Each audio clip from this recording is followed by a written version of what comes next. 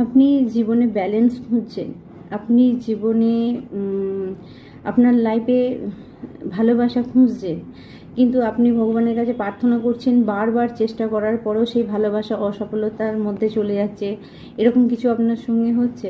তো চলুন, ইউনিভার্স এই সময়তে আপনাকে কি মেসেজ দিচ্ছে যে বারবার আপনি ভালোবাসার ক্ষেত্রে অন্তত অসফলতার মধ্যে চলে যাচ্ছেন, সাফল্য পাচ্ছেন না, কোথাও না কোথাও যে আপনার ব্রেকআপ হয়ে যাচ্ছে, কেন, ওয়াই?